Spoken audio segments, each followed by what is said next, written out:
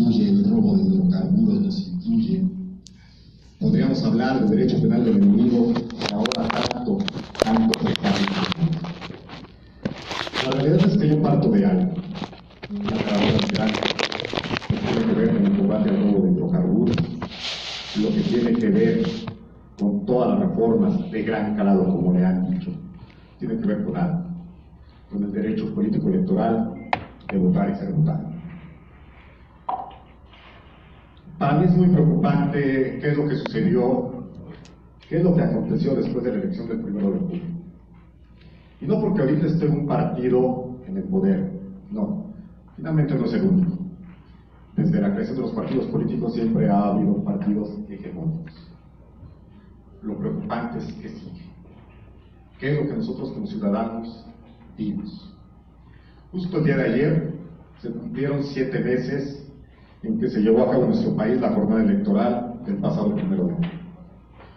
7 meses en donde nosotros como ciudadanos ejercimos nuestro voto, en donde nosotros como ciudadanos fuimos y depositamos la confianza en nuestros candidatos que iban a ocupar un puesto de elección popular. Me queda claro que la elección fue histórica, sí. Y hoy que venía y escucho al doctor, esto tiene que ver también con el sistema de corrupción. Creo que tenemos varios abogados que son conocidos entre sí. Yo también me jacto de conocerle, de ser una gran jurista, una gran persona. Pero además, algo que tenemos aquí es que mientras no sepamos cómo se eligen nuestros candidatos, el sistema político no va a cambiar.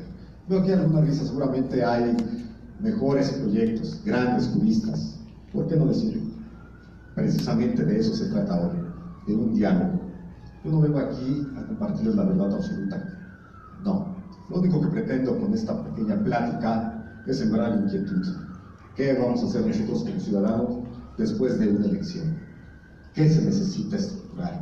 Se necesita cambiar lo que es nuestra arquitectura constitucional. Inicio con algo.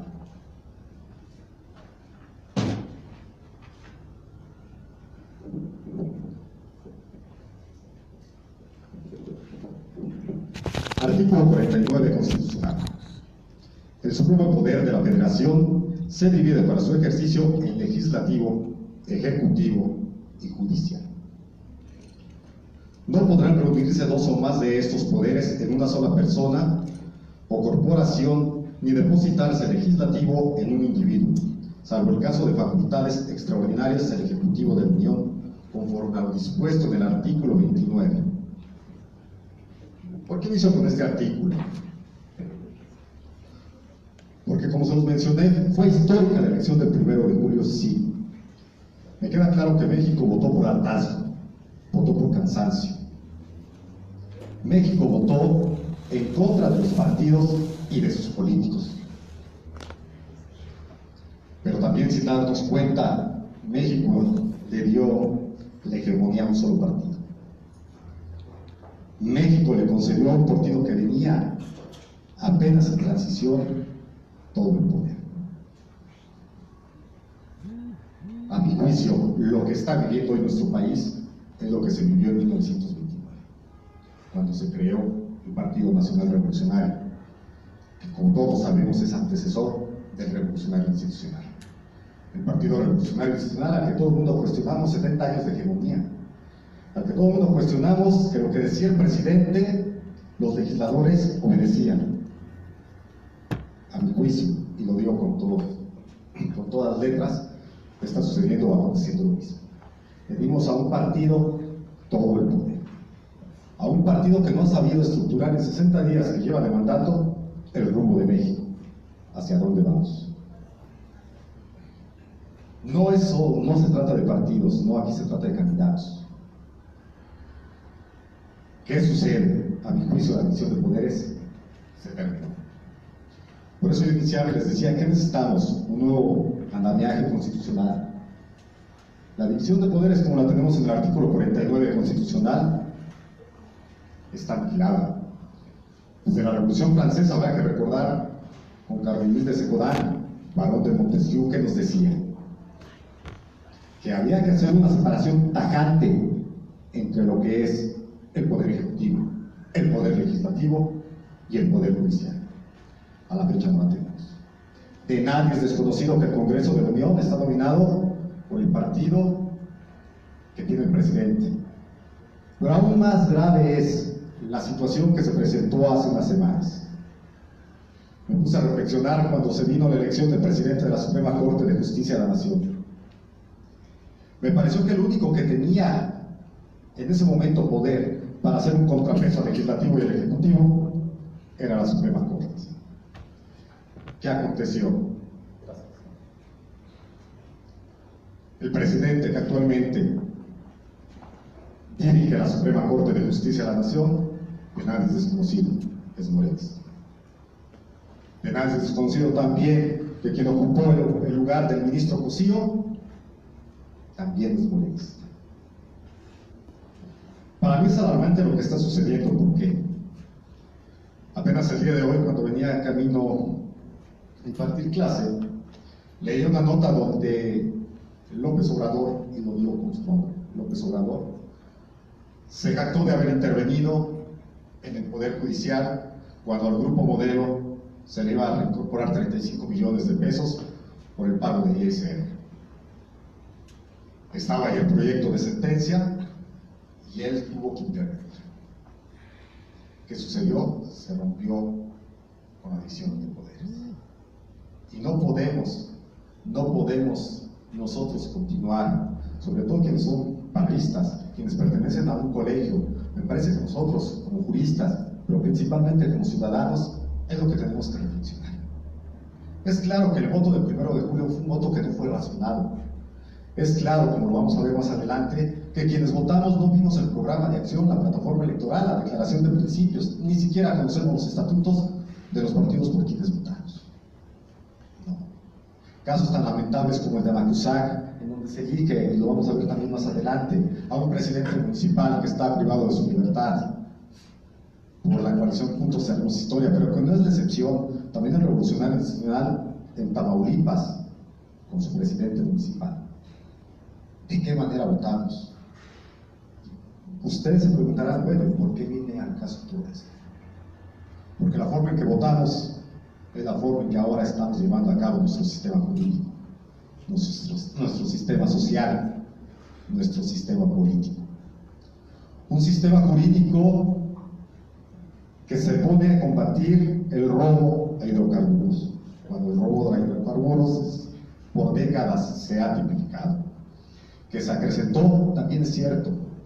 Esto es como delincuencia organizada. La delincuencia organizada no es nueva. La delincuencia organizada y el derecho penal del enemigo no es de 2008, como todo el mundo se jacta. Si bien es cierto, ya que pues es quien lo implementa desde 1970. Como siempre nosotros como mexicanos, nuestro sistema siempre obedece a nuestras reformas, no a nuestros legisladores. ¿A quién obedece nuestras reformas? Alguien me lo puede decir.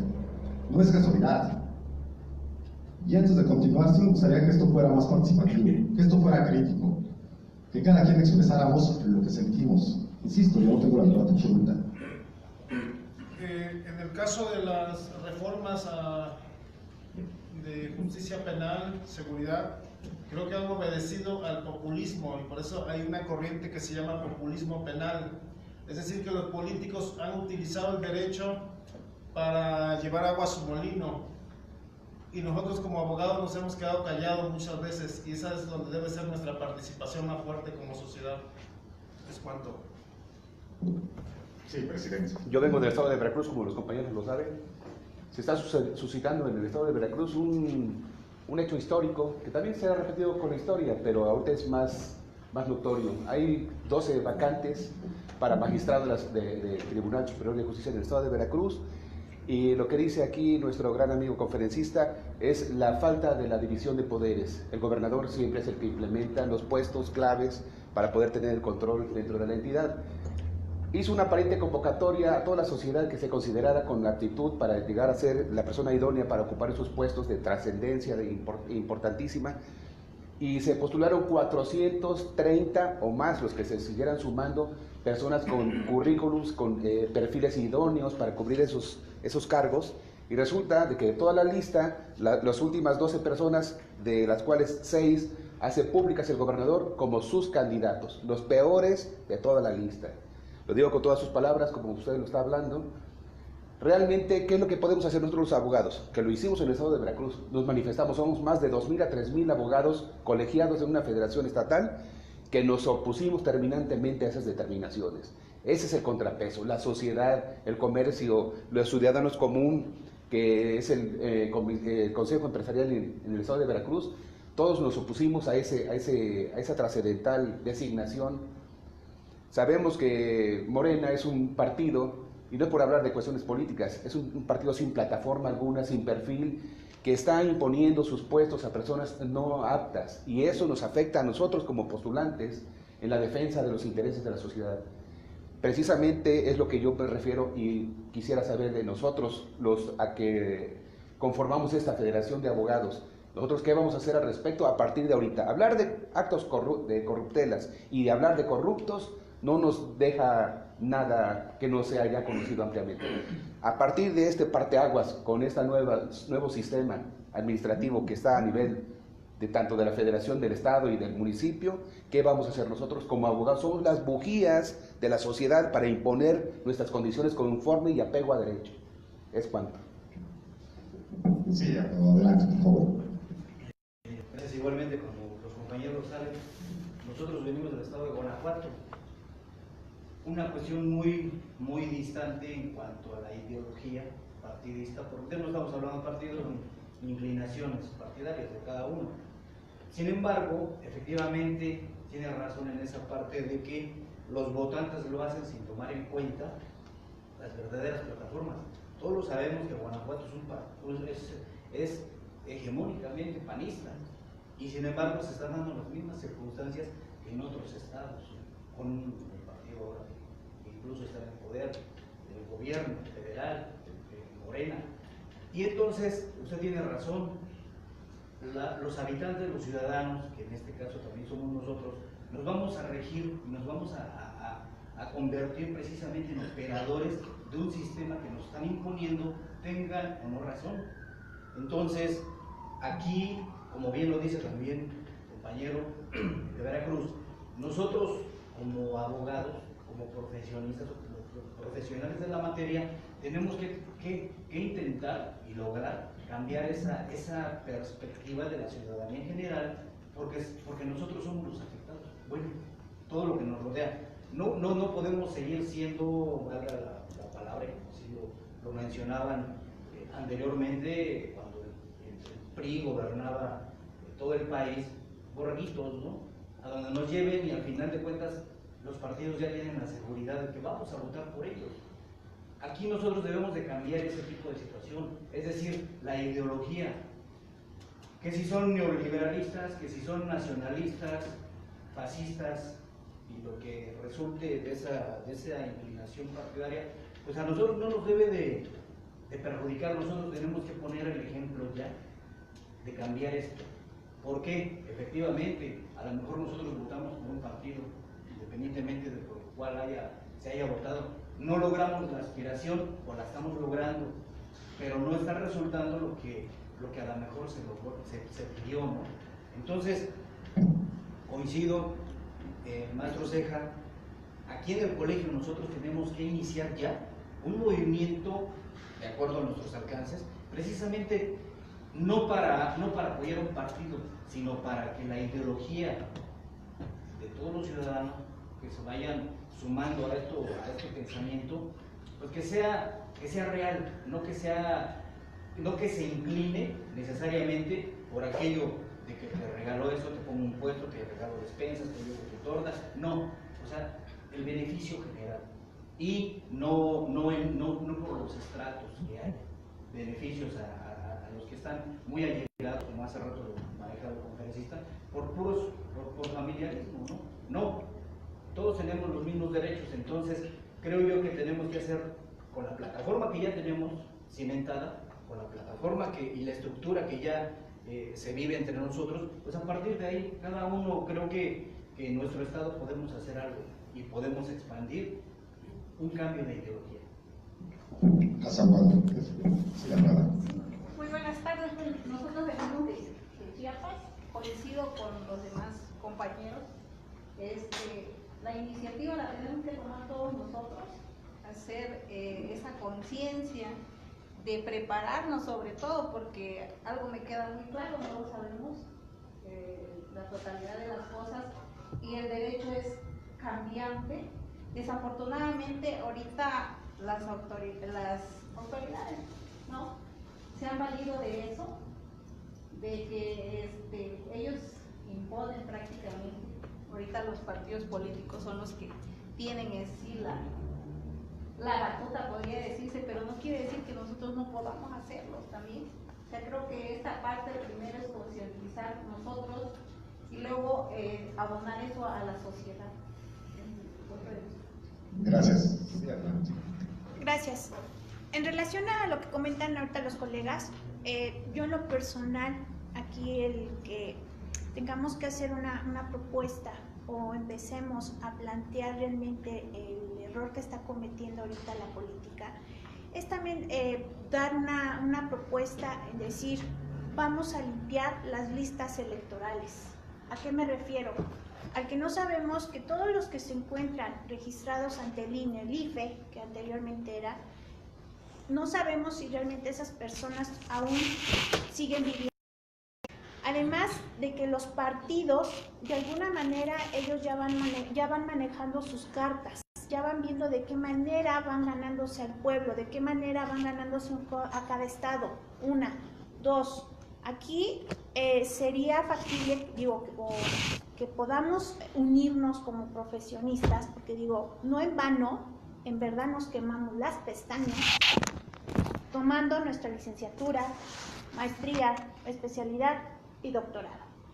Qué triste que venga una persona, futbolista, un actor que se desnudaba ante mujeres, a decirnos o hablarnos de política y cómo va a manejar nuestro país. Esa es una verdadera tristeza. Yo creo que por eso nosotros tenemos ese don de que se nos dio las leyes. ¿Y por qué no implementarlas y dar un ejemplo y unirnos y decir, no nos van a venir a vender sus ideas? Mejor vamos a implementarlas de acuerdo a lo que nosotros sí estudiamos y pasamos por una escuela que nos costó y que queremos ver un México en donde se pueda levantar y que estemos siempre unidos y no que nos vengan a vender sus despensas o el que nos van a dar X apoyo mensual. Es mi opinión. Gracias. Gracias. Sí, presidente. Sí. Bueno, primero que nada, muchas gracias por estar aquí. Lo que usted señala, pues, claro que es compartido por todos y todos tenemos idea de hacer alguna iniciativa por parte del colegio. Yo creo que lo primero que deberíamos exigir es el currículum.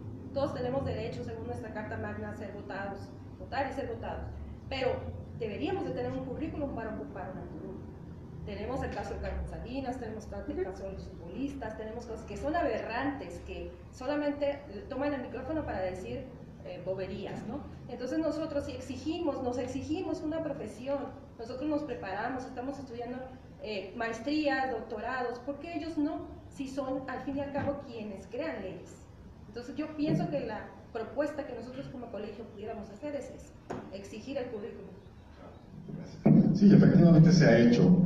Recordará que actualmente hay iniciativas precisamente donde se está analizando si se pide alguna licenciatura o algún grado de estudios para que se pueda ocupar un cargo de elección popular. Aquí el problema es que, bueno, tendríamos que ir en contra de lo que son los derechos humanos, habrá que recordar la reforma de 2011, habrá que recordar la Declaración Americana de Derechos Humanos, el Pacto Internacional de Derechos Civiles y Políticos, que elevan los derechos humanos por votar y ser votado a eso, a un derecho humano. Me queda claro, y sobre todo vienen ustedes de estados álgidos, en donde cada estado tiene su propia problemática. En el caso del estado de Chiapas, bueno, lo que ahorita está sucediendo con las caravanas migrantes es increíble. Me queda claro también que no es la época donde ha habido migración, no es cierto. México, por estar colindante con Estados Unidos, siempre ha existido. El problema es la forma en que ahora se ha desatado. El problema es que no se pudo controlar. Y no solo es de este gobierno. Desde que estaba el Revolucionario Institucional, tampoco se pudo controlar. Lamentable lo que pasó con el Revolucionario Institucional. ¿Por qué? Porque me parece que el último semestre de su sexenio, de su mandato, el Ejecutivo lo votó. Ya no quería saber, creo que lo que quería era llegar al final y lo cumplió. Dejó de observar muchas políticas, dejó de implementar varios programas y todo lo cedió al actual gobierno. Tampoco creo que sea culpa todo de Morena. El problema es ese. El problema creo que estamos tomando conciencia de que la situación se presentó cuando nosotros elegimos, cuando nosotros sufragamos, cuando nosotros ni siquiera tomamos la delicadeza, un minuto para ver cuál era lo que ofrecía su plataforma electoral. Votamos por un candidato que venía con su imagen desde hace 18 años. Era evidente que iba a ganar, era evidente que 30 millones de votos los iba a obtener. Lo que nos comenta Alban es cierto. Habría que ver de dónde empezamos con esa limpieza. ¿Y dónde tenemos que empezar? Simplemente con reformas, pero que impacten. Con reformas que realmente sean trascendentales y no reformas que nos maticen. Para concluir, efectivamente, y hago un paréntesis, el populismo, sí es cierto, de ahí vienen varias de las reformas, pero también de organismos internacionales. Tenemos un Fondo Monetario Internacional, tenemos una OCDE, tenemos el Banco Mundial. Tanto la reforma penal, la político-electoral e incluso me atrevo a decir la de amparo no son casualidades, sino son reformas de nuestros legisladores. Son reformas que obedecieron a lo que se vivía en el ámbito mundial, en el ámbito internacional. Y a veces perdemos de vista eso. El que se haya implementado el sistema de justicia penal, acusatoria y adversarial, creo que la mayoría estamos de acuerdo en que es un sistema que a la fecha no ha funcionado. O al menos aquí en la Ciudad de México no se ha implementado como debiera ser. Se han creado, se ha politizado unidades de gestión judicial, unidades de gestión administrativa, jueces de ejecución, jueces de oralidad, tribunal de alzada. Bueno, ¿y la víctima? ¿Y el imputado? Vean sus derechos. ¿Quién de ustedes postula en materia en sistema penal acusatorio? ¿Qué hace el asesor jurídico victimal? ¿Qué hace realmente? No me dejarán mentir, siempre se adhiere al Ministerio Público. Y lo digo con respeto, yo tengo amigos asesores jurídicos. Pero mientras no cambiemos esa mentalidad, nuestro sistema no va a cambiar. Lo que tenemos que hacer es empezar por nosotros mismos. Efectivamente, lo que nos decía el abogado, es un populismo, pero es un populismo creado por nosotros. Lo que se vive en Veracruz. Veracruz no es ajeno a delincuencia organizada. La delincuencia organizada en Veracruz siempre ha existido. No solo se dio con Javier Duarte, no. Desde antes ya se venía gestando lo que era delincuencia organizada. Recordaremos los ductos. ¿Por qué? Por ahí pasa pues, varios ductos petroleros. Finalmente es un estado petrolero. Guanajuato. En el caso de Guanajuato, es lamentable lo que está aconteciendo. Es lamentable porque me parece que en Guanajuato sí hay excepción. Guanajuato, me atrevería a decir, hasta hace poco era de los pocos estados que tenían paz, que eran tranquilos. El problema es que toda la delincuencia organizada, cuando los empiezan a expulsar de Zacatecas, de Morelia, de Michoacán, van a dar a su entidad.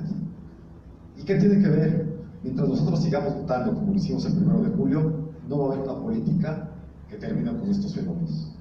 No va a haber una política que nos ayude realmente a erradicar lo que queremos terminar. No va a haber, créanlo, reformas de gran calado.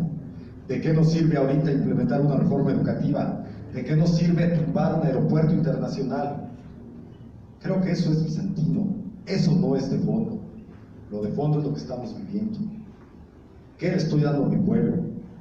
¿Qué me está pidiendo? ¿Programas sociales? Lo que platicaba hace un momento, los 35 millones que le quitan a Grupo Modelo, ¿para qué lo quieren? ¿Alguien leyó la noticia? Bueno, López Obrador lo quiere para implementar programas sociales. Él está viendo lo que es el interés social encima del interés particular. ¿Y quién te dijo que tú eres legislador? ¿Y quién te dijo que tú puedes disponer de los bienes de un particular? Tú eres ejecutivo, tú estás precisamente para eso, para ejecutar lo que el pueblo te está ordenando a través de la Cámara de Diputados. Desafortunadamente tenemos una Cámara de Diputados también que las reformas no las están sacando. Todo lo están dejando al final. ¿Podríamos hablar de la Guardia Nacional? Sí, también. Si es militarizada, si no es militarizada. Además, tenemos aquí grandes expertos que conocen de Guardia Nacional. Creo que eso no es lo relevante.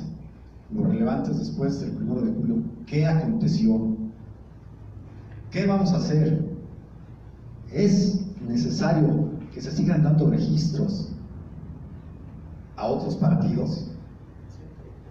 La semana pasada apenas dos partidos o dos asociaciones políticas solicitaron su registro como partidos políticos. ¿Y saben a quién me refiero? El caso de Margarita y el caso del nieto de la profesora Esther. Pero no solo somos partidos políticos, nos atreveremos a decir también a los candidatos independientes que de independientes no tienen absolutamente nada. Sabemos de sus vínculos partidistas. Aquí lo que depende es de nosotros. El sistema anticorrupción, el sistema que se implementen delitos graves o no graves, es de la ciudadanía. Es increíble, en el primer mes llevamos 113 feminicidios. Alarmante. Es una cifra alarmante para lo que hemos vivido. Me parece que aquí tenemos que tomar conciencia. Debemos de tomar conciencia lo que ahora es nuestra realidad. Pero ¿cómo tomar conciencia si ni siquiera sabemos que es un partido político? ¿Quién me puede decir que es un partido político?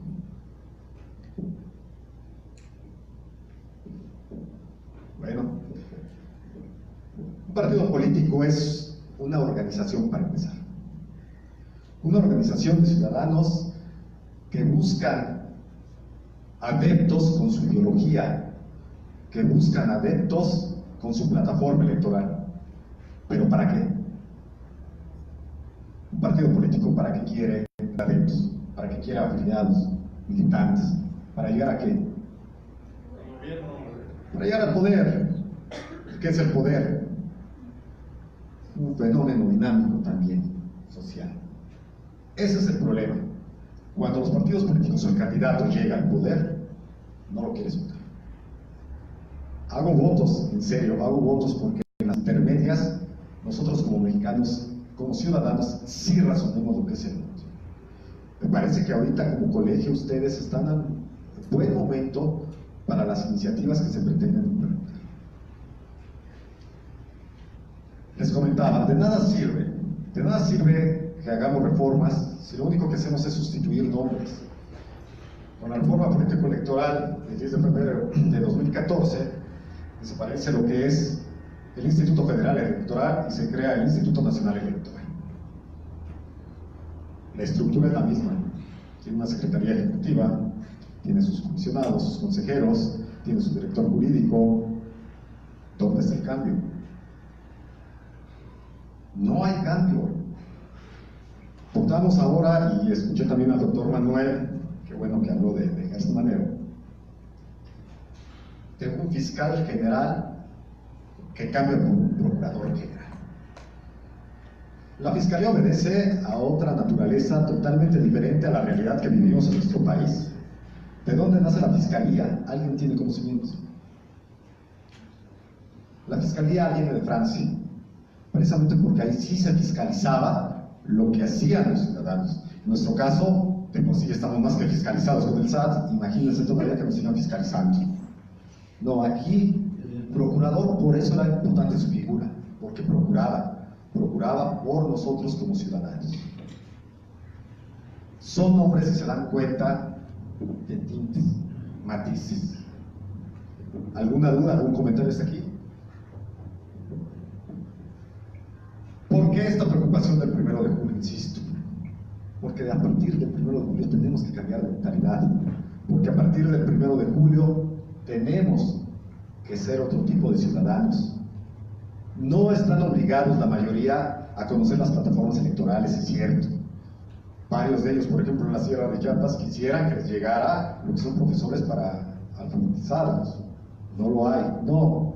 Pero creo que si nosotros empezamos a hacer conciencia uno a uno y a transmitir lo que pretendemos, lo vamos a lograr. Solo así. Adelante, Abuelo, por favor. Perdón, me parece muy interesante todo lo que ustedes están manifestando. Creo que hemos cometido error tras error, porque es muy agradable conocer a una persona con conocimiento que ustedes lo tienen. Pero no partimos de la raíz de los problemas, porque si bien es cierto que todos los conocemos, pero no hemos actuado eficazmente, porque aquí ya vemos varias personas que probablemente, ¿no?, tenemos diferentes inclinaciones políticas. Ese yo considero muy personal y humildemente que ese ha sido uno de los graves problemas. Y es que lo hemos visto. Si yo soy parte de un colegio, estoy aquí con los abogados, y se supone que somos los que tenemos el conocimiento y los que tenemos más probabilidades de hacer cambios.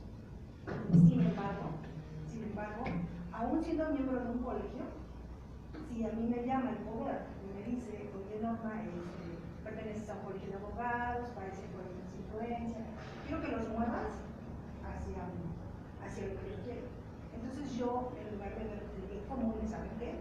Hicieron esta propuesta, ¿cómo ven? Estos ciudadanos, o sea, no nos vamos a mover, mantenemos una unidad que va a ser nuestro poder. Pero bueno, pero me dijeron que pues cuando me van a dar un dinerito, entonces bueno, yo necesito algunas cosillas. Entonces siempre va a ser el mismo cuento, que eso, nunca va a haber una unidad donde nosotros nos despojemos de nuestras inclinaciones políticas, sociales y seamos un verdadero grupo de poder en el que todos tengamos la misma ideología y que sea muy común y hacer un verdadero cambio. Mientras tengamos cada quien nuestras diferentes aspiraciones, siempre vamos a estar sobre el mismo tema y jamás vamos a avanzar, porque de origen siempre tenemos la misma inclinación hacia ocupar esos puestos de poder y por encima de quien sea y de quien sea. Entonces, mientras no haya una unidad real que tengamos la misma ideología, no lo vamos a hacer. Perdón por el tiempo, pero tengo oportunidad de trabajar haciendo cosas políticas. Entonces, no sé mucho, pero algo he visto. Entonces, en el estado de Veracruz hay un pueblito que creo que se llama Paso del Limón, algo así. Es una comunidad rural de unas 15 casitas. Me llamó la atención porque ahí el nivel académico no es obviado. Sin embargo, de sabiduría ancestral, no sé, ellos se reúnen y dicen, ¿saben qué? Todos y cada uno de los votantes vamos a ir hacia un solo partido, el que nos ofrezca realidades.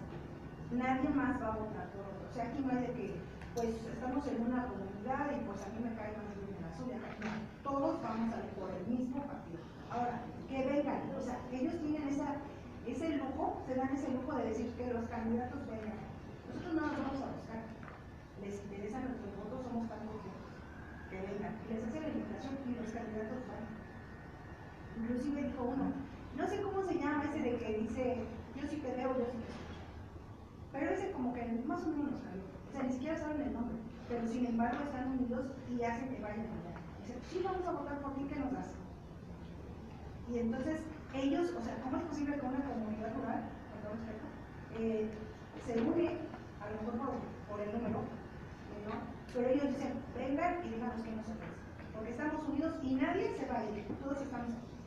Y yo creo que de ahí partiríamos para poder hacer cambios. Mientras no lo hagamos y no seamos una unidad, jamás vamos a poder hacer cambios y los temas siempre van a girar sobre lo mismo y no vamos a avanzar. Sí, efectivamente. ¿Sabe qué es lo que pasa, abogada Norma? En esa comunidad sí tienen cultura de la legalidad. En el resto de nuestro estado, de nuestro país, carecemos de cultura de la legalidad. De nada nos sirve establecer normas si no las obedecemos. De nada nos sirve establecer valores o principios si hacemos caso omiso. Siempre entrar a cultura de la legalidad me parece que es un tema también subjetivo. El determinar o entrar a valores, pues los valores vienen desde la familia, los principios vienen desde la casa. Tenemos que empezar por lo mismo. Me queda claro que usted me plantea, y además las encuestas son muy significativas. El problema es que, insisto, ni siquiera es el que se esté hablando mal de un partido político, no. Porque en su momento el Revolucionario Nacional, Acción Nacional, el PRD aquí en la Ciudad de México, no han tenido el tacto para atender las inquietudes de los ciudadanos. Despojémonos de que somos abogados, no, somos simples ciudadanos. Y yo como ciudadano, ¿qué es lo que pretendo? ¿Qué es lo que exijo? Que cumplan lo que prometieron. Pero si yo como ciudadano no sé qué es lo que prometieron, si lo único que sé es continuar con un Estado paternalista, jamás vamos a avanzar. Insisto, después del 1 de julio o de cualquier elección hay que ver qué sigue. ¿Es necesaria la creación de otros partidos políticos? ¿Cuántos partidos somos? Lo son. Y los mismos reciben prerrogativas, financiamiento público, financiamiento privado. Es necesario tener organismos como el Instituto Nacional Electoral, como el Tribunal Electoral del Poder Judicial de la Federación. En Brasil, ¿qué tienen? En Brasil tienen un tribunal, y el tribunal es el que se encarga de organizar las elecciones y de calificar las elecciones.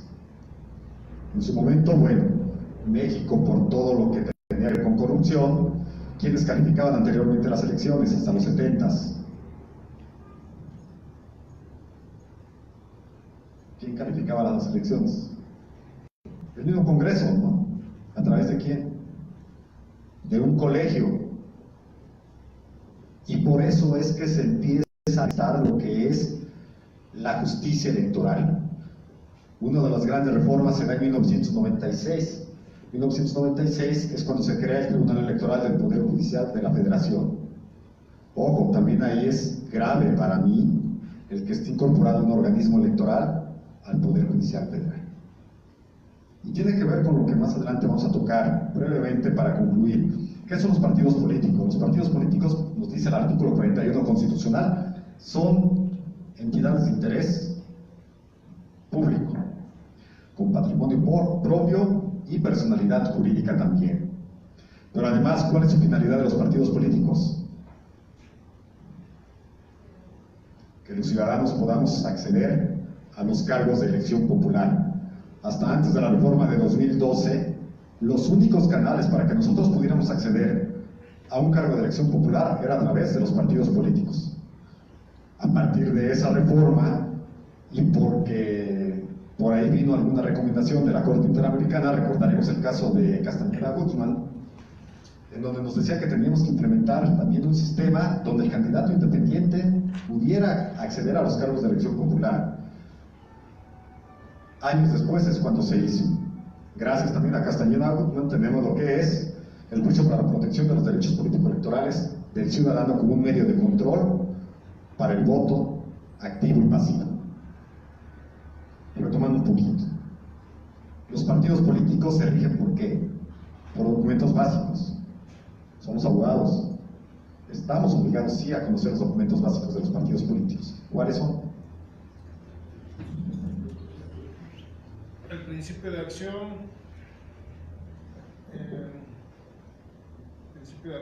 tienen una plataforma electoral también que surge antes de una elección, que se presenta precisamente para hacer los compromisos de los asuntos que tienen en su agenda en caso de ser electos. Efectivamente, primero tenemos los estatutos. ¿Qué son los estatutos? Los estatutos rigen la vida interna de los partidos políticos.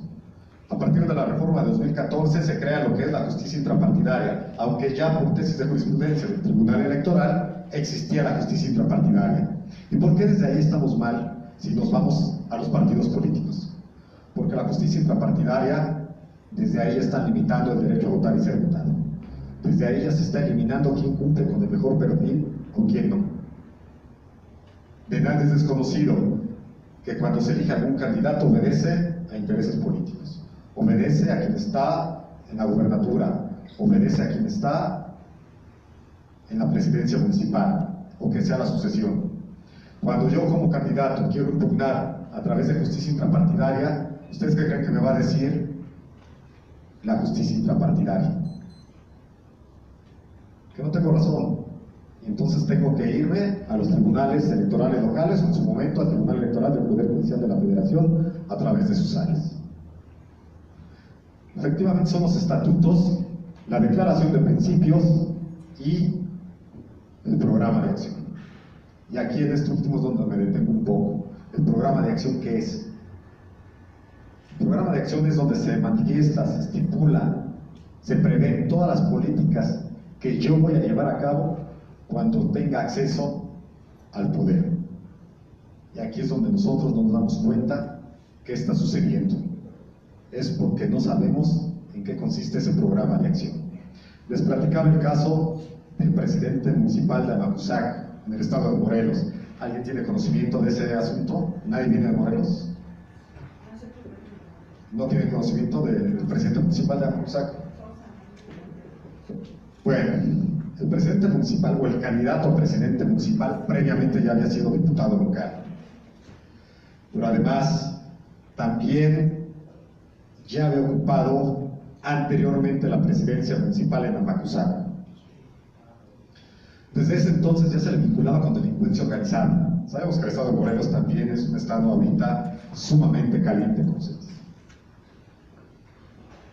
La coalición Juntos Haremos Historia lo pone como candidato para presidente municipal, lo vinculan a proceso, como medida cautelar le imponen la prisión preventiva oficiosa, se llega el día de la jornada electoral el 1 de julio y la ciudadanía, ¿qué creen? Lo elige. Aquí algunos cuestionaban si era elegible o no era elegible. Habrá que recordar que el Tribunal Electoral del Poder Judicial de la Federación hizo una interpretación del artículo 38, fracción segunda, en donde argumentó que hasta que no se dicte sentencia condenatoria, todo ciudadano es elegible para ocupar un cargo de elección popular. Anteriormente, hasta antes de 2011, había una tesis contradictoria por parte del Tribunal Electoral que nos decía no, desde el auto de vinculación a proceso, se te suspenden tus derechos político-electorales, por tanto, tú no eres elegible. Bueno, atendiendo al principio pro persona, pro homine que todos conocemos, es que sí es elegible este candidato. ¿Qué sucedió? La ciudadanía, ¿por quién votó en el estado de Morelos? ¿Por el candidato o por el partido? Por el partido, dice usted. ¿Alguien más por el candidato? Por el candidato que es futbolista. Así es una imagen pública. A eso voy. Votaron por el candidato, ¿por qué? Por el candidato era el que iba a gobernar, una imagen pública. Insisto, yo comencé esta plática, votamos por hartazgo, sí es cierto, por cansancio, porque los partidos políticos ya no era opción para que nos gobernaran. Votamos por un candidato. Todos los que votaron por Morena, y lo digo también con respeto, no votaron por Morena. Votaron por el candidato, votaron por la imagen de López Obrador, votaron por la persona que venía haciendo campaña desde hace 18 años. Sí, abogado. Sí, pero fue por una imagen el que se quiso ganar al pueblo dando despensas, ayudando a la tercera edad, ayudando a los más necesitados, ayudando a ciertos estados de la República, y que en verdad en algunos estados de la República, digo, me consta, mi madre es de la Huasteca Potosina, ahí la gente se quejó en que les entregaban despensas que ya el frijol ya venía picado. O sea, en muy mal estado daban las despensas. Entonces realmente están muy enojados porque solamente prometía, y ¿qué fue lo que hizo? Vender una imagen que realmente no tiene el señor, con todo respeto. Sí, es cierto. Aquí lo que tenemos que reflexionar, insisto, ¿qué aconteció? ¿Y qué estaba impactando nuestro sistema jurídico después de esa elección? A mi juicio, todo. Todo está impactando, todo está parado, no tenemos un rumbo, no sabemos hacia dónde vamos. Insisto, no es Morena, no es el PRI, es la política que se implementó. ¿Qué rumbo le vamos a dar a este Estado? Varios de ustedes han viajado, varios de ustedes han salido al extranjero y su crítica es diferente. A veces también nosotros nos victimizamos. Yo no digo que vayamos a llegar como Venezuela tampoco, sería un error, un grave error. porque además Estados Unidos no lo permitiría. Esa es una realidad. Pero la política que a la fecha se está implementando es una política que sí retrotrae mínimo 20 años. Una política paternalista de Luis Echeverría. Una política que a la fecha tenemos nosotros como abogados que cambiar, como ciudadanos. Usted me decía, mientras siga en el discurso, no va a suceder algo. Es que el discurso lo tenemos que hacer nosotros mismos, desde casa. Si yo a mi hijo, a mi hija le digo, a ver, esto es bueno, esto es malo, vota por esto, lee esto, seguro podemos cambiar. Y le doy la palabra, sí, para... Específicamente en la modelo cuarto distrito judicial, teníamos el juzgado menor, porque como abogados, vergonzosamente nuevamente, no pudimos defendernos. Se supone que en Zacatepec, en el cuarto distrito, como fue en la Universidad de Zapan, habemos muchos abogados. Entonces, la presidenta magistrada dijo, en el distrito de Oaxaca hay 20 expedientes, por lo cual se va a unir mejor a Puerto de Isla y se va a hacer una sola demarcación. ¡Wow! O sea, yo cuando me enteré, yo era una mujer muy pacífica, de leyes, obediente y así. Entonces dije, o sea, esto me dijeron, mira, licenciada, checa el documento donde realmente ya sabía que se murmuraba, decía que iba a suceder eso, y nos reunimos algunos, pero que no que estaba sobre nuestro examen, pero de pronto, o sea, sí, se están cambiando ya. Y yo les decía, oiga, compañeros, yo hice una reunión así como que rapidísima express y dije, es que no nos podemos quedar así, somos abogados, por Dios, vamos a dejar que, es que eso nos está afectando, nos están violentando. Sí, nos vamos a reunir, nos reunimos y vamos a tomar las instalaciones y no vamos a permitir que salgan los expedientes, porque eso, o sea, afecta también a las personas que requieren de nuestros servicios. Sí, vamos. A la mera hora algunos se arrepintieron porque pedían algunos favores a los magistrados, alguien por ahí filtró una foto de nosotros en reunión y ya les habló el magistrado. Uno de ellos, conocido por mi jefe cuando fui secretario se dio cuenta, llegó y reconoció a todos y les empezó a hacer llamaditas y oye, acuérdate que me das un total, que oye, de tal suerte que llegamos a tomar las instalaciones como 10 personas. Porque no íbamos a poder realizar una acción de esa magnitud. O sea, y yo como mujer decía, hey, yo veía a los hombres y decía, oigan, ya estamos aquí, no vamos a hacer nada. No, licenciada, somos muy pocos. Oiga, pero sí somos pocos, pero somos alguien, somos 10, 15. Y decía, no, licenciada, pues es que puede ponerse peor. Y a mí me decían, licenciada, tengan cuidado, ya hay 4 patrullas, no sé aquí, allá, vénganse. Los mismos empleos, porque ellos no querían eso. Y absurdamente, allá teníamos, ¿verdad, licenciada? Tenemos que ir a otro municipio a checar nuestros expedientes y si va a ir una fortaleza es cosa de casi todo por el traslado, por si encuentran nuestro expediente, porque hay mucha gente y no pudimos defender con nosotros, no pudimos hacer nada.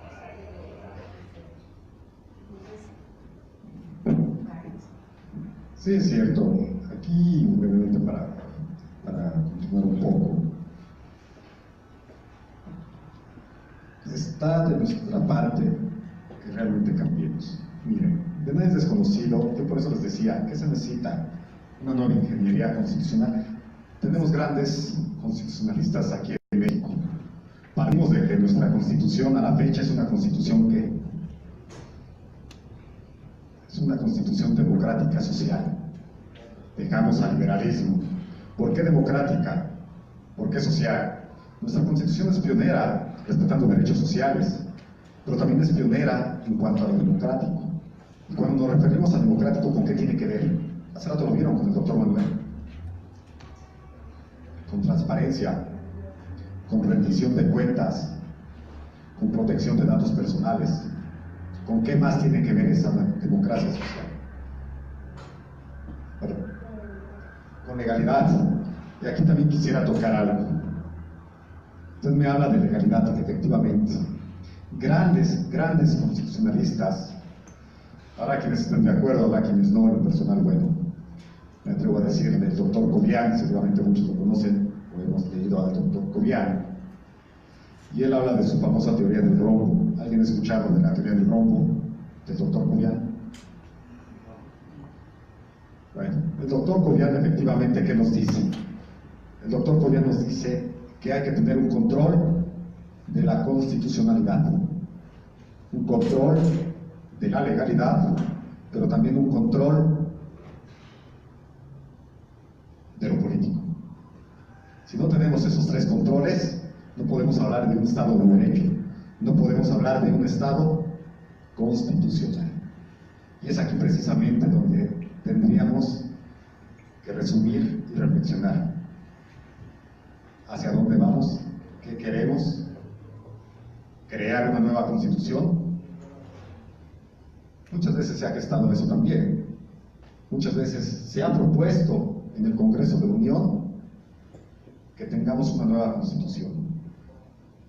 Me parece que la que tenemos a la fecha está más que manoseada, perdón, esa es la palabra. Una reforma, otra reforma. ¿Alguien sabe cuántas reformas tiene nuestra Constitución? Son datos duros. 2017 cumplió 100 años. En 2017, ¿cuántas reformas llevábamos?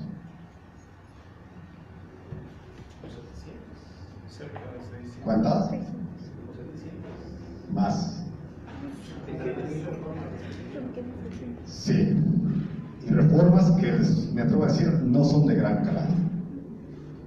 Reformas, sí, abogado. Todas las reformas que se han hecho, a mi punto de vista, han sido hechas para acomodar el sistema a favor de los que han estado gobernando para proteger sus estupideces. Y todas sus masonerías, todo ha sido para acomodar a dos, para protegerse ellos de sus delitos que hacen. Entonces, no es cambiar la Constitución, es regresarla a su esencia de libertad y de igualdad, para que todos tener el valor de cultivarnos y respetar lo que se está diciendo. Efectivamente, recordarán que nuestra Constitución era liberal. En una Constitución liberal no existía tampoco la división de poderes. Si bien es cierto, estaba el poder ejecutivo y el legislativo, pero ¿quiénes elegían al judicial?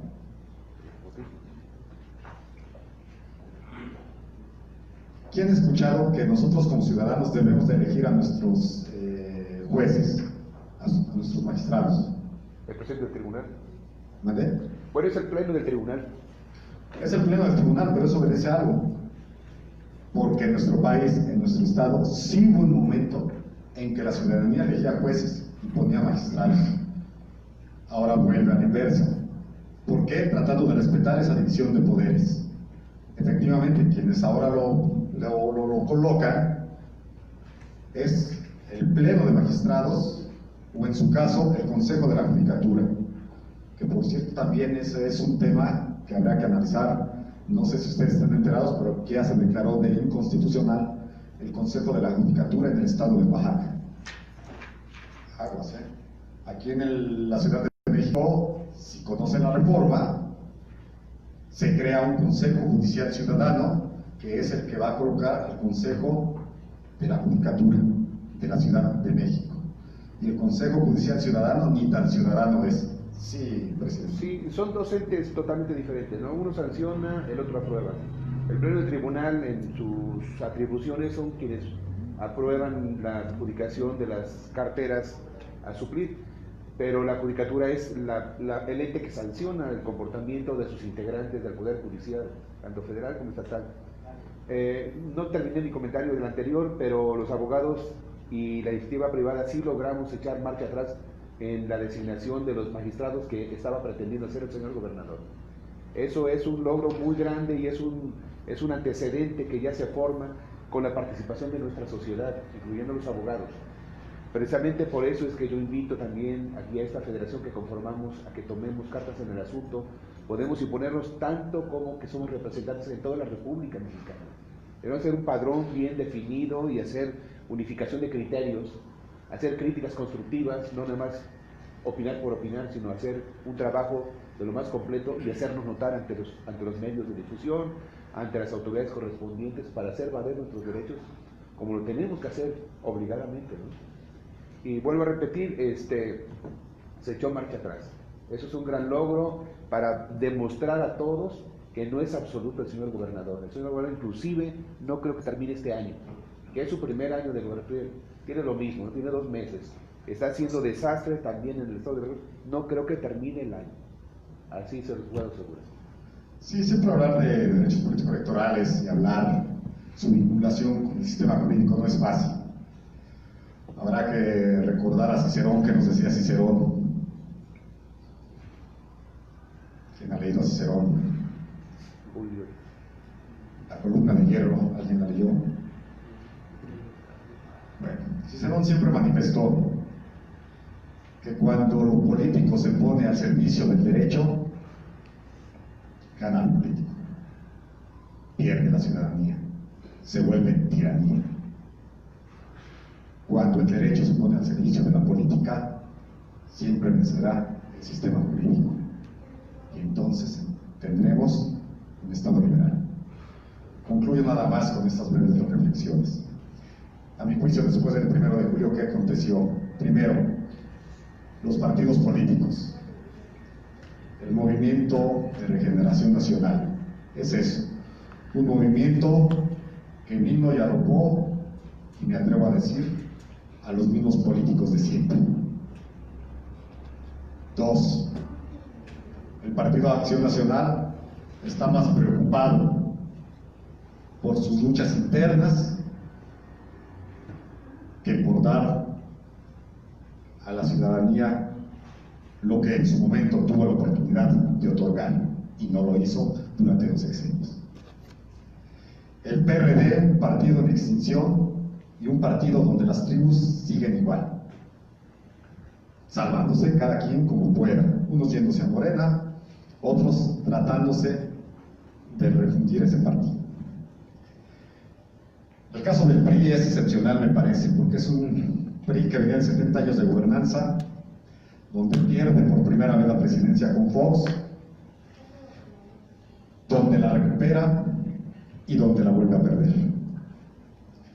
En el caso del PRI, aquel que crea cuadros, ese fue su peor fracaso, que jamás colocó a sus estructuras, jamás le hizo caso a sus cuadros. La mayoría de ellos están ahora con Morena. El PT, Nueva Alianza y todos los partidos satélites, pues seguirán eso, siendo partidos satélites, vinculándose con partidos que les puedan salvar su registro, que aquel umbral del 3% que les exige la Ley General de Instituciones y Procedimientos Electorales, se tendrán que llegar, no más. En cuanto a los derechos político-electorales, el derecho a votar, el derecho a ser votado principalmente, el de afiliación, el de petición, seguirán su curso conforme a los derechos humanos, seguirán siendo progresivos. Seguiremos teniendo personas sin capacitación. Eso no depende de la escuela. Quienes están obligados en su momento a capacitar quienes nos van a gobernar son los partidos políticos. No lo han hecho. Finalmente, en cuanto a la realidad que ahora estamos abordando, tiene que ver con lo que nosotros en su momento elegimos. El que no se lleve una reforma educativa, el que no se lleve una reforma laboral, el que no se termine de implementar y de acuñar un sistema penal acusatorio, el que tengamos que hablar todavía de pobreza, de desigualdad, que tengamos que hablar de pérdida de valores, eso, y se los dejo como comentario, es de la sociedad. Por mi parte, mil gracias, muy agradecido que me hayan escuchado, muy agradecido por sus intervenciones, y de lo que se trataba esta plática era de eso, hacer una reflexión, no más. Finalmente, las grandes reformas se los dejo a los legisladores, ellos tendrán que sacarlas. Gracias, buena tarde.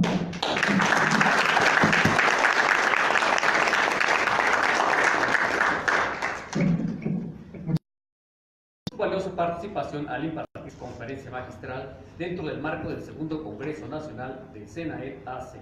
por la contribución a la difusión, enseñanza y aplicación del derecho. Ciudad de México, febrero de 2019. Maestro. Gracias.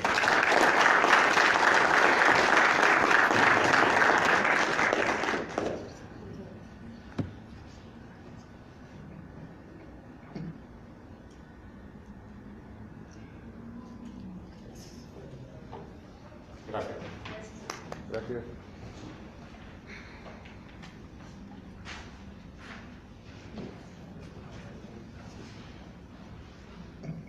Bien, a continuación les presento al licenciado Juan Carlos Salinas Sosa, que también nos tiene un tema muy interesante. Vamos a estar aquí una media hora y a las 2 bajamos a comer, ¿sale? Entonces, para conocer un poquito más al abogado, mi compañera Scarlett Mellado me va a ayudar a leer una breve reseña curricular. Es maestro en Ciencias Penales por el Instituto Nacional de Ciencias Penales, licenciado en Derecho y es oficial de transmisiones por la Universidad del Ejército y Fuerza Aérea Mexicana de la Sedena. Es director de Seguridad Pública y Protección Civil. Capitán, le damos la más cordial bienvenida y gracias por acompañarnos en esta tarde.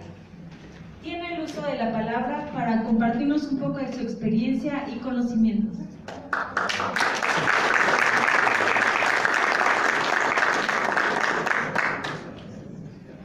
Muchas gracias a todas y todos.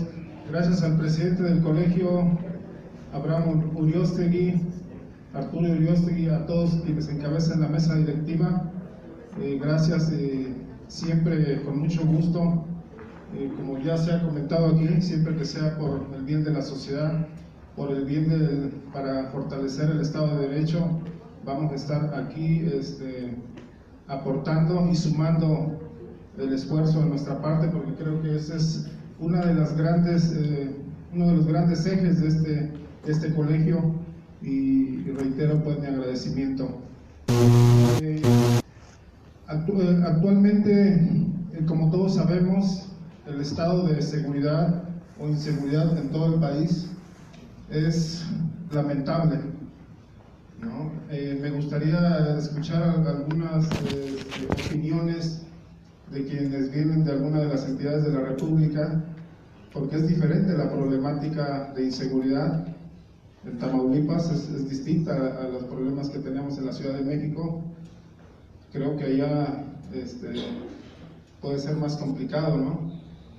Aquí muchas veces vemos a los jóvenes, a las damas, bueno, a todos los ciudadanos.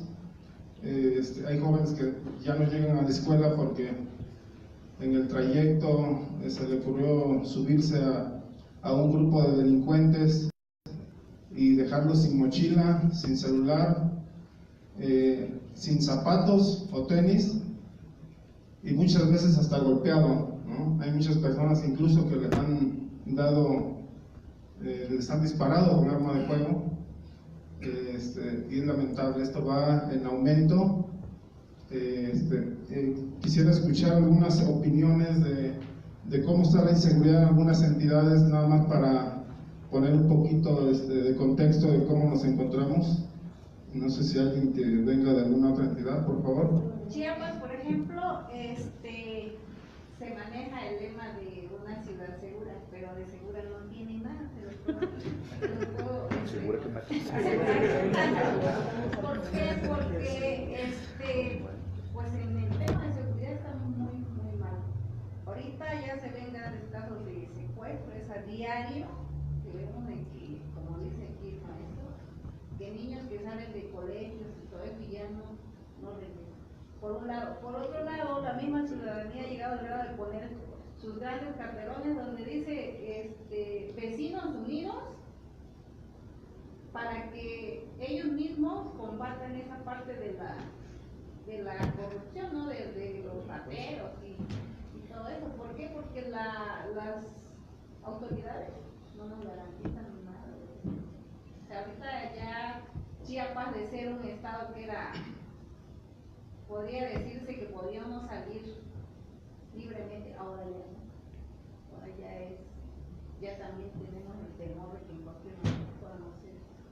Se acabaron las tardes de café o té, ¿verdad? Con la familia. ¿Alguien más, por favor? De Jalisco, Alfredo Fernández, su servidor. Una de las cosas, es lo más triste del asunto, es que solapan a los delincuentes. Los derechos humanos son una idiotez, no deberían de existir, son los ineptos que protegen a los delincuentes.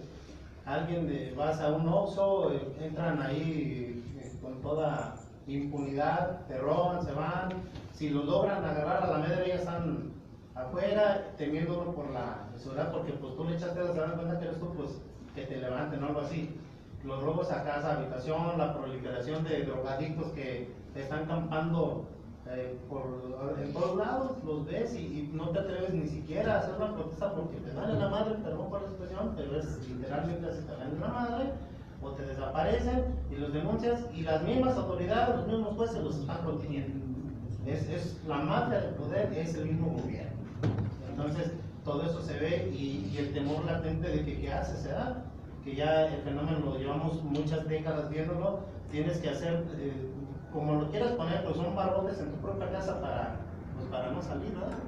Tu propia cárcel, particular bonita, para que pues por lo menos, y aún así los quitan, si alguien los llega a ver no les dice nada porque pues ya sabemos que los van a soltar. Muchas gracias. ¿Alguna otra? Bueno, perdón. Bueno, en el estado de Morelos, digo, tampoco nos podemos jactar de un buen concepto sobre seguridad. Lamentablemente, el estado de Morelos, los últimos 6, 7, 8 años, hemos vivido abatidos prácticamente por el crimen organizado. No hay un día que no haya un ejecutado. A la entrada de la administración que deja el entonces gobernador Graco Ramírez, en el que propone en sus campañas que en menos de 2 meses la seguridad pública iba a cambiar, iba a mejorar, y realiza ciertas acciones para poder modificar el sistema de seguridad estatal en el estado de Morelos. A lo mejor por muchos es muy sabido por medio de los medios de comunicación en cómo pues, el estado de Morelos empezó a irse en pique, independientemente también por los rumores que se tenía de que en particular esa administración, ese partido político o los participantes de esa administración empezaban a ser relacionados con el crimen organizado. Entonces, el entonces gobernador inicia ciertos proyectos aparentes de política pública en seguridad que nunca funcionaron. Implementa el sistema de mando único, el cual él se jactaba de decir que a partir del primer día en que lo estipuló, pues empezó a cambiar el estado de Morelos, y no es cierto, ¿no? Cosa que nunca pasó. Y pues bueno, para no alargar el tema, puedo decir que el estado de Morelos durante los 6 años de esta administración pasada fue lamentable, es lamentable todavía incluso. ¿Por qué? Porque se empezaron a implementar esas políticas que no sirvieron absolutamente de nada y fueron políticas públicas al vapor. El hecho de manifestar que el mando único iba a funcionar y que durante sus 6 años le puso varios nombres, ¿no? Primero fue mando único, después fue Policía Morelos, y ahora el actual gobernador pues le quiere poner otro nombre más bonito que se va a llamar mando coordinado, que va a seguir siendo absolutamente lo mismo. El origen de este mal siempre va a ser la nula profesionalización y capacitación de los cuerpos policíacos. ¿Por qué? Porque desafortunadamente todo el sistema político, o más bien el sistema de seguridad, se ha venido politizando. Llámese gobernador, llámese secretario de Seguridad Pública, llámese comisionado, que también tenemos una figura muy conocido por el comisionado, el anterior comisionado, en el que a final de cuentas están saliendo a la luz también por ahí relaciones, pero ese es el principal, creo que esa es la raíz de nuestro problema, del Estado, de las políticas públicas que se inventan y que se ponen en práctica pero no son efectivos. Políticas de criminalística o políticas criminológicas que no realmente funcionan. El Colegio de Seguridad Pública del Estado de Morelos está está funcionando por aparentes profesionistas capacitando a los elementos de seguridad pública, profesionistas que no cumplen un perfil. Entonces, yo lo viví personalmente, conociendo a incluso colegas dando con un perfil académico muy simple, dando clases de criminalística. Digo, son cuestiones que no cumplen pues esos aparentes capacitadores con el perfil para realmente profundizar en el elemento, en aquellos elementos que están encargados de nuestra seguridad. Entonces, digo, para no alargarme más, desafortunadamente, a criterio personal, ese es el cáncer que sufrimos en mi estado, en todos los estados y en la República Mexicana, en el que son políticas públicas que realmente no han estado funcionando. Y ese es el mal que tenemos. La mala profesionalización, la mala capacitación en el sistema de seguridad pública. A veces confundimos, decimos, es que al policía se le está capacitando o se le está profesionalizando. Es bueno que los elementos digan, ¿saben qué? Un estado o a nivel federal digan, el elemento ahora ya no tiene nada más secundaria, el policía preventivo, el tránsito ya nada más tiene secundaria, ya terminó su preparatoria. Tenemos inclusive en la Ciudad de México, acabamos de escuchar en los noticieros, que se acaba de graduar la nueva generación de policías, incluso elementos activos ya con licenciaturas y maestrías, pero eso no es realmente la profesionalización que tiene que tener la seguridad pública. La seguridad pública, si bien es cierto, ayuda a que tenga abogados, psicólogos, criminalistas, pero un elemento operativo policial debe de tener una profesionalización en el área de seguridad. Entonces, ese es el asunto. Gracias. Sobre alguien quería comentar del Estado de México. El Estado de México estamos también en nuestro caso en el Estado de México, y todos los días estamos viendo homicidios, secuestros. Es triste, de verdad, que nos ha tocado tener que abrir la puerta con un cañero en la mano, literalmente. Entonces, y estar cargando estos aparatos portátiles porque nos da miedo. Vemos cómo asaltan a la gente y en la calle los están buscando todos los días.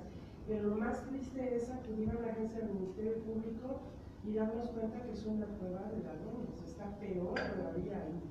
De verdad, da tristeza. Como abogados nos es familiar a la mayoría, ¿verdad? El tema del Ministerio Público, el tema de la policía, y justamente sobre eso les voy a platicar yo, más que una conferencia, que quisiera una charla. Yo he tenido la oportunidad de ser militar, en retiro ahora, y en ese sentido estar comisionado en la seguridad pública. También ya como retirado integré los esfuerzos que se hicieron en Ciudad Juárez en 2010, cuando fue la ciudad más insegura del mundo, y que gracias a Dios también, porque para nosotros también era inseguro el ejercer una responsabilidad.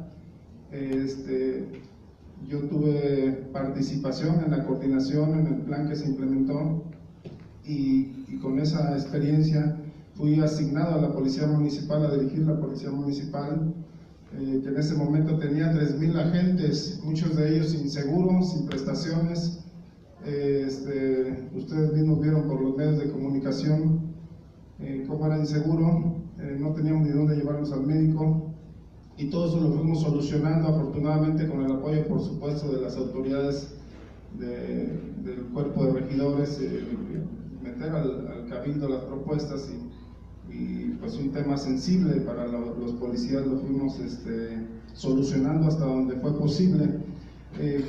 Cuando llegamos a esta ciudad, bueno, desde 2008 se inició un operativo de las Fuerzas Armadas donde se anunció de manera contundente un operativo de casi 20,000 elementos de las Fuerzas Armadas.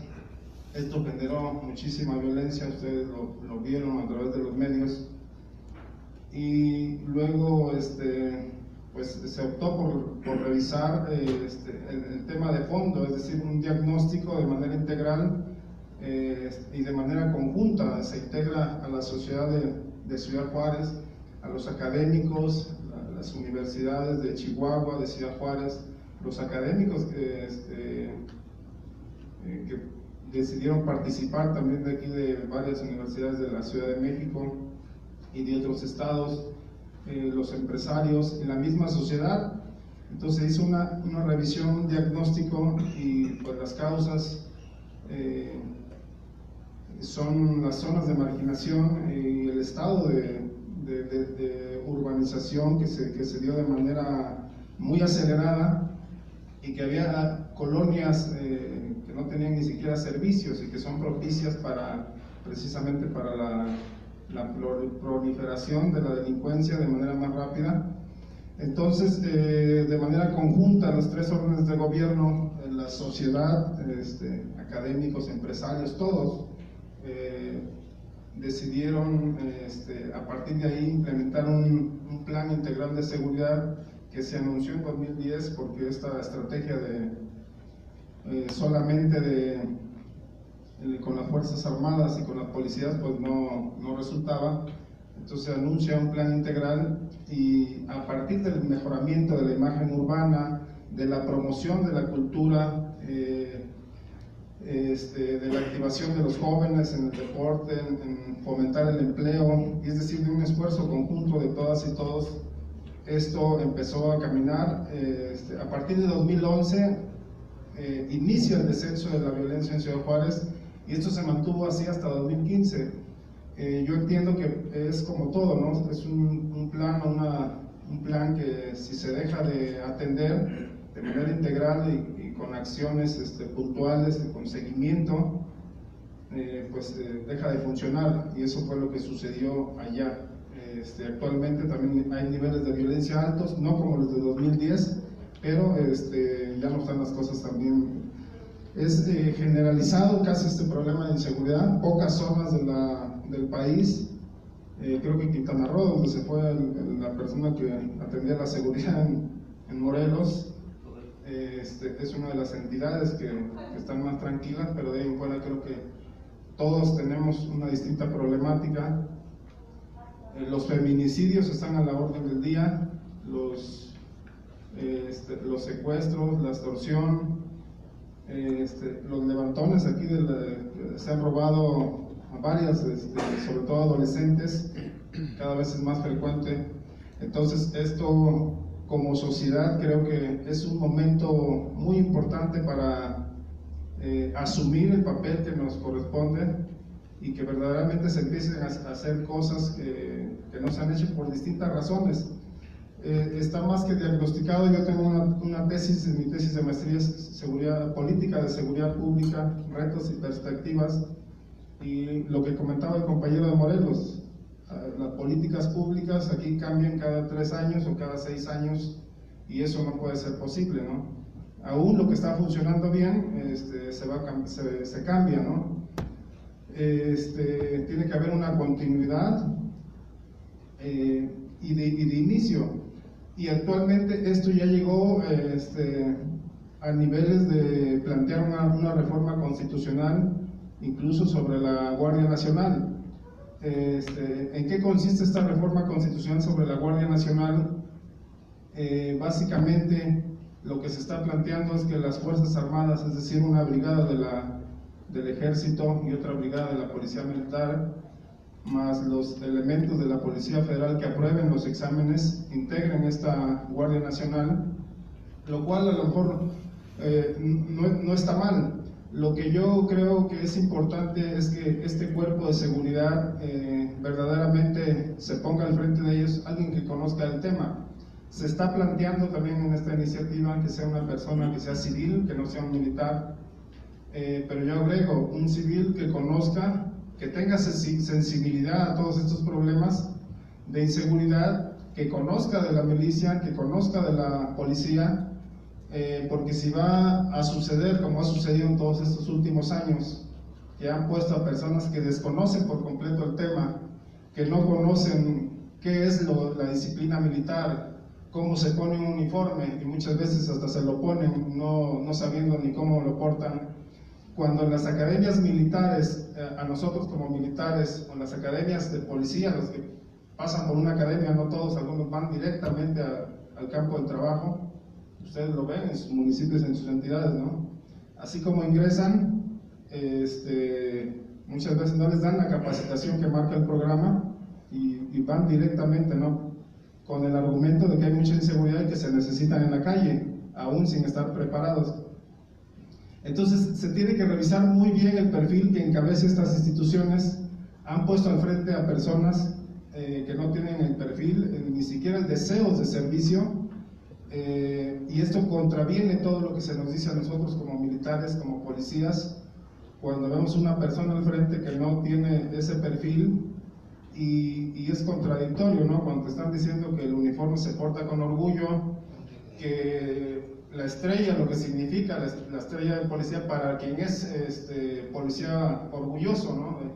Con valores institucionales, con valores de servicio a la ciudadanía y de hacer un trabajo profesional y ético, y al poder una persona que no cuenta con todo esto, pues hay una merma en la moral, una contradicción a los propios principios institucionales, y todo esto también ha repercutido en que hoy día no podemos poner un buen ejemplo de una institución de seguridad pública aquí en nuestro país que vale la pena mencionar por sus logros, porque sea una institución sólida. Entonces, yo lo que estoy planteando que esta Guardia Nacional se debe de crear a partir de una fusión y una integración de todos estos elementos, sean militares, sean navales, o sean policías federales, pero que haya una verdadera fusión y se ponga al frente de este cuerpo a una persona que logre esa fusión, que logre ese liderazgo y que logre esa consolidación de la institución, y a partir de ahí se puedan sumar los 50,000 mujeres y hombres que ha anunciado el presidente de la República.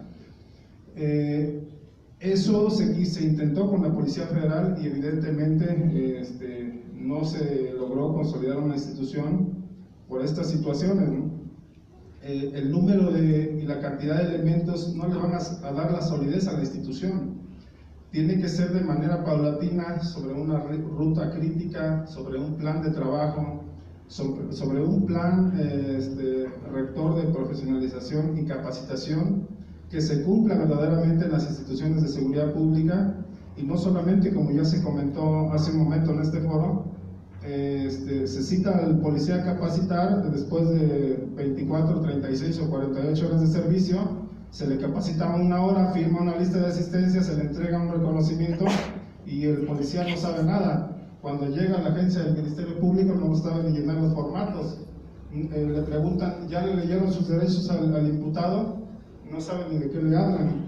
No se cumple el artículo 20, todos los derechos que tiene la persona imputada, ¿sí? Entonces hay una contradicción también ahí a todo este sistema de justicia, al debido proceso, precisamente por la falta de capacitación del primer respondiente, de los policías municipales, de los policías estatales, del ejército, que también ya está como primer respondiente y que ha estado, ¿no? Aun cuando no hay una legislación firme o amplia que lo faculte, pues ha estado de manera subsidiaria, precisamente porque en muchas entidades, quizá aquí en la Ciudad de México menos, pero en muchas entidades las autoridades del Estado y municipales han estado completamente rebasadas. ¿Qué creo yo que puede ayudar a la seguridad pública? Yo voy a hablar desde mi experiencia y de entrada un plan de capacitación para todas las instituciones de seguridad, no solamente para la Guardia Nacional como lo han anunciado. Las policías municipales y las policías estatales van a seguir funcionando, es decir, la Guardia Nacional, aun cuando llegue a final de sexenios a 50 o 70 mil elementos, no alcanza. La Policía de la Ciudad de México tiene ese efectivo y muchas veces nosotros salimos o transitamos por la vía pública y no vemos un policía hasta después de una hora, de media hora, ¿sí? Entonces se requiere un efectivo aproximadamente de 500,000 elementos para toda la seguridad pública del país, pero capacitados, ¿sí? Si son, a lo mejor son 300, 400,000, pero no tienen la capacitación adecuada, los medios, las patrullas, y aquí tengo una historia personal. Cuando llegamos a la Policía Municipal de Ciudad Juárez, no sé quién sea de Ciudad Juárez, pero la Secretaría de Seguridad Pública está en el distrito Babícora, y ahí hay un parque vehicular, había un parque vehicular donde estaban todas las patrullas ahí abandonadas, y en cada uno de los distritos, la ciudad estaba dividida en 6 distritos, también había un parque vehicular y un pequeño taller mecánico, un pequeño almacén en cada uno de estos distritos. Y por ejemplo, si faltaba a una patrulla del distrito 1 le faltaba una batería y la teníamos en el distrito 6, no se la podía prestar porque cada uno se creía dueño de su almacén, de sus mecánicos y de su distrito, ¿no? Ni siquiera dentro de la misma corporación había coordinación. Lo que hicimos fue decir, a ver, se concentra aquí al distrito Babícora todas las refacciones, se hace un almacén general, todos los mecánicos que se concentran aquí, algunos eran de servicios públicos municipales, dijeron nosotros nos regresamos porque no vamos a ser policías, no vamos a atender un horario, perfecto. Con los que quedaron ahí organizamos un taller, un almacén, y simplemente con esa homologación echamos a andar como 50 patrullas de las que estaban ahí paradas en los distritos. Pudieran parecer pocas, pero como estaba la inseguridad, fue de gran ayuda. ¿Sí? Se requerían muchas unidades, se requerían recursos, porque la inseguridad pues, estaba a la orden del día. Otra de las experiencias personales es el Centro de Emergencias y Respuesta Inmediata, que también fue un tema público en la visita que hizo el presidente Calderón a Ciudad Juárez. Justamente la sociedad le hizo la petición pues, de que las emergencias fueran atendidas en tiempo y forma. ¿Sí? Cuando revisamos el sistema de despacho donde están las computadoras, ni siquiera el catálogo de faltas y delitos estaba de manera correcta, ¿no? Al momento de que le daban enter para despachar una emergencia, escandalizar en la vía pública, por ejemplo, se la mandaban al ejército, cuando ese era un tema de la policía municipal, ¿no? Y a partir de ahí hicimos una reconfiguración también del sistema de emergencias. Muchas de las personas que eran heridas de bala no se morían por los impactos, se morían porque no tenían una atención rápida. Los primeros 15 minutos que una persona está en una urgencia médica son vitales para su atención.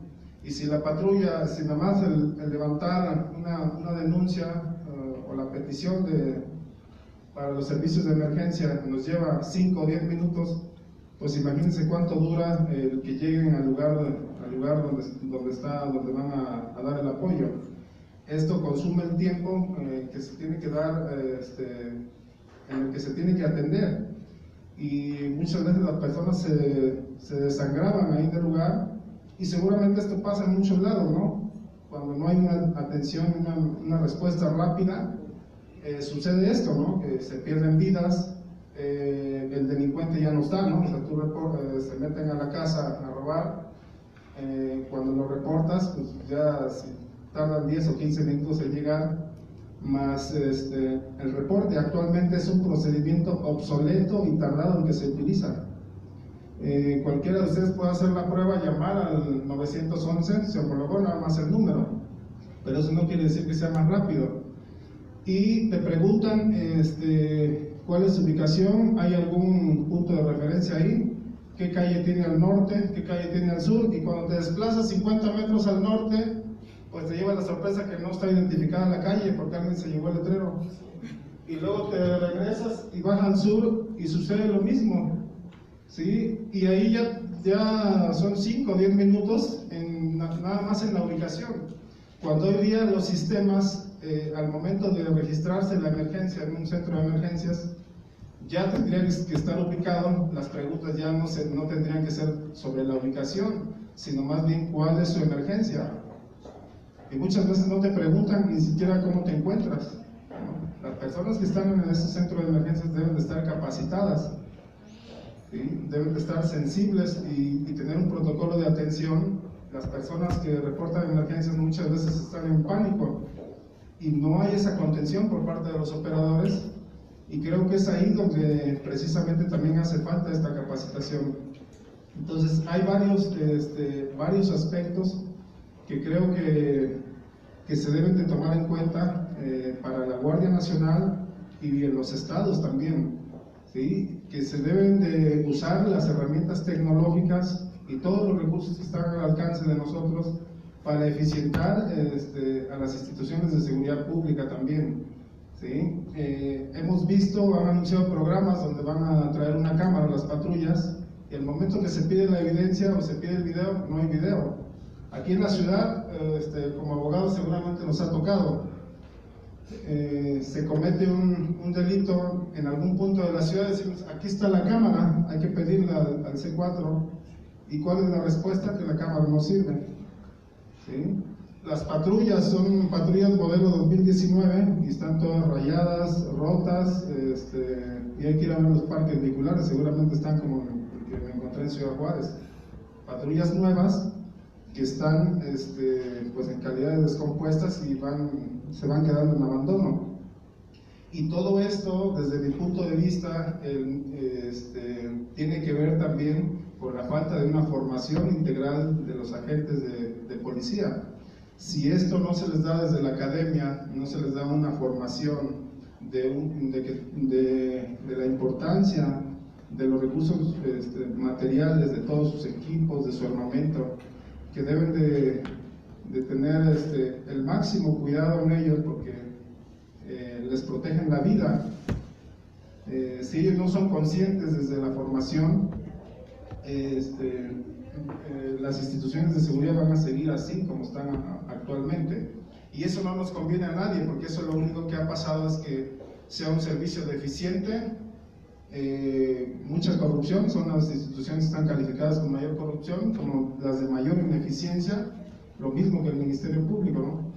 Nadie va a denunciar porque todos han tenido experiencias no gratas, ¿no? Y nunca, el nivel de impunidad en delitos está en el 99%, entonces ustedes dirán quién se va a atrever a ir a denunciar, a perder el tiempo, ¿no?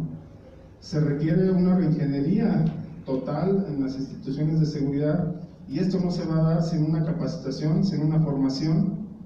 Y cuando se habla precisamente de la Guardia Nacional, yo reitero que tiene que ser una institución formada en valores, en valores humanos. Las personas que integran esa Guardia Nacional no deben de ser personas simplemente capacitadas técnicamente para la función policial, también deben ser servidores públicos con toda la honorabilidad, con todo el respeto a la ciudadanía, porque creo que ahí también hay una deuda histórica, ¿sí? Se dirige uno al... pero pues a mí me da más miedo dejar un futuro a mi hija, a las generaciones que siguen en este estado como en el que estamos, y que va, desde mi punto de vista, si no hacemos una intervención correcta, va a agravarse todavía más. Entonces, estamos a tiempo de que esto se empiece a corregir y de que se pueda mejorar la seguridad pública con la participación de todos. los empresarios están participando mucho porque ellos no están exentos. La sociedad también quiere participar, nos da miedo, pero ese es un espacio donde creo que sí se puede influir en ello y se puede participar. Entonces yo agradezco este espacio y ojalá y podamos ir encontrando canales como colegio, podamos ir encontrando canales para hacer las propuestas donde se debe y se pueda ir corrigiendo todo esto que está mal de la seguridad pública. Y sería cuanto de mi parte, si hubiera alguna pregunta. Quisiera hacer más que una pregunta, un comentario. Hablar de delincuencia, nuestra mente se dirige principalmente al crimen organizado, como lo hemos manifestado ahorita la mayoría de los compañeros, pero va más allá, es mucho más complejo la delincuencia, no tan solo es el crimen organizado, va desde el simple ratero, desde el simple delincuente urbano que asola una colonia, asola una zona, en coaligarse con algunos otros pandilleritos para asaltar en constantes ocasiones dentro de las esquinas, las calles, meterse a robar a las casas, asolan a la población. Esa gente va dispuesta no tan solo a robar, sino a defenderse en el momento de ser sorprendido y a matar, inclusive lesionar cuando menos. Ese es un tipo de delincuencia que divide mucho de lo que es un crimen organizado. Hay otra delincuencia, por ejemplo, como la migratoria. Los migrantes que vienen, que se está poniendo ya cada vez más agudo ese problema, que siempre ha existido, porque siempre ha habido un flujo de migrantes a los Estados Unidos por el territorio mexicano, principalmente por la costera, por lo que es Chiapas, Tabasco, Veracruz, Tampico, todo eso, ese sector, y por acá también a llegar a Tijuana. Muchas veces los migrantes no es tanto su anhelo de llegar a los Estados Unidos, sino buscar un mejor modo de vida. Salen de sus pueblos centroamericanos, llámese Honduras, Venezuela, Guatemala, Salvador, tiene gente de la peor ralea. Y resulta que si ven una ciudad, ya no tanto les interesa a lo mejor Chiapas, pero ven una ciudad industrial como lo es Tabasco, perdón, el estado de Tabasco, el estado de Veracruz, que ve ciudades como Coatzacoalcos, Tuxpan, el propio puerto de Veracruz, son uno de los principales puertos de la República Mexicana. Ven cierto auge, que también es falso, porque no es lo mismo lo que habrían en años anteriores. Esa gente se queda ahí, y se queda a pedir dinero en las calles, y si no les dan, los arrebatan, y si no asaltan, y si no extorsionan a los comerciantes. Grupos de salvadoreños generalmente pululan en las calles pidiendo dinero a cuenta de su seguridad. Si no les dan, agreden. Ese es otro tipo de delincuencia, y así podemos ver muchos sectores de delincuencia. Creo que, como usted mismo lo dice, corresponde a nosotros como conocedores del derecho participar de alguna forma. Lo que hemos hecho en el estado de Veracruz es ofrecer nuestros servicios como confederados